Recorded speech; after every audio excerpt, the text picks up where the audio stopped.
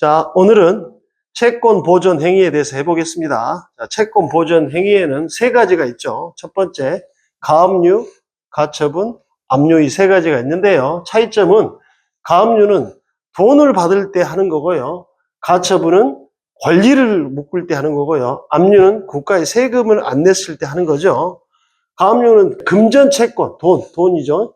금전 채권을 보존하려고 할 때 하는 행위고요. 비금전 채권, 가처분, 권리를 주장할 때는, 권리를 보존할 때는 가처분을 하는 거죠. 여기서 채권의 종류도 나오네요. 채권이 일반적으로 금전 채권만 있는 걸 알고 계시지만 그렇지 않고 금전 채권이 있고 비금전 채권이 있네요. 자, 그러면 가압류는 어쩔 때 하고 가처분은 어쩔 때 하는지 또 설명해 드려 볼게요. 가압류는 이럴 때 하는 겁니다. 갑과 을이 금전 소비 대차 계약, 그렇죠. 돈 빌려주는 계약을 하는 거죠. 그래서 갑이 을에게 을아, 나 1억만 좀 빌려달라고 청약을 하죠. 그러면 을이 알았다, 내가 너한테 1억을 빌려줄게 하고 서로 계약을 하면 저번 시간에도 말했지만 채권이 발생돼서 을을 채권자라고 부르고 갑을 채무자라고 부르죠. 그래서 계약이 성립되는 겁니다. 그래서 돈 빌려주는 계약을 하게 됐어요. 그런데 만기가 됐어요. 만기. 쉽게 말하면 돈을 갚기로 한 날이 됐는데도 갑이 을에게 돈을 갚지 않기 때문에 을은 여러 차례 또 갑에게 요청도 하고 전화도 했겠죠. 그런데도 피하기만 하고 돈을 주지 않습니다. 그런다면 을은 돈을 받는 방법으로 법원에 소송이란 걸 걸게 되죠. 이 소송은 즉 민사소송입니다. 민사소송.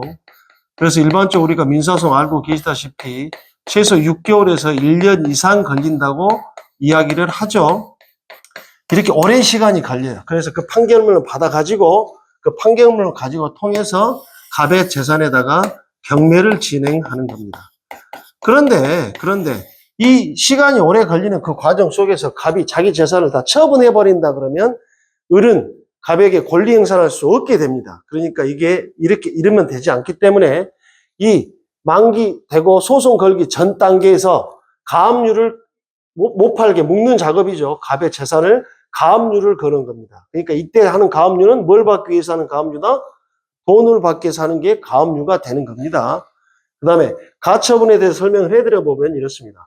가처분 아까 설명했듯이 권리를 묶는다 했는데 그럼 어떤 권리를 묶냐 한번 보시자고요.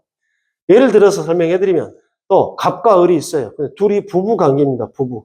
그런데 사이가 안 좋아져가지고 이혼을 하게 됐다고 가정을 해보자고요. 근데 그 재산이 다 갑 앞으로만 돼 있는 거예요. 재산이 갑 앞으로만 돼 있어요. 그러다 보니까 을에게는 어떤 권리가 생기냐면 재산을 분할해 주라는 청구권, 재산 분할 청구권이라는 게 생겨서 재산을 나눠달라고 요청을 해요. 그런데 갑이 을의 요청에 따라서 재산을 나눠주고 끝내면 되는데 안 주는 거예요. 안 주고 버티니까 어쩔 수 없이 을이 또 법원에 소송을 거는 거죠. 이것도 똑같은 민사소송이 하다 보니까 6개월 이상이 걸립니다. 그래서 그 또 똑같은 방법으로 판결문을 받아서 그걸로 경매를 쳐야 되는데 그 사이에 이 사람이 재산을 팔아버린다 그러면 또 을은 갑에게 권리 행사를 할 수 없게 되는 거죠. 그래서 이때 이렇게 소송 걸기 전 단계에서 못 팔게 묶는 작업을 하는 것이 이때는 가압류를 하면 안 받아줍니다. 가처분을 하셔야 됩니다. 가처분을 하면 받아주고 이렇게 해서 묶어 넣어야 이 을도 나중에 판결문을 받더라도 권리 행사를 할 수 있는 거겠죠. 이때 이 소유권을 묶는다, 그 권리를 묶는 거예요. 이때는 이렇게 가처분을 하는 겁니다. 압류는 따로 설명 안 드려도 알겠죠. 그냥 국가에 세금 안 내면 나라에서 자동으로 해버리는 거니까 저희가 압류는 걸 일도 없고요. 또 어쨌든 이렇게 해서 채권 보존 행위로서 가압류 가처분에 대해서 설명해 드려봤습니다.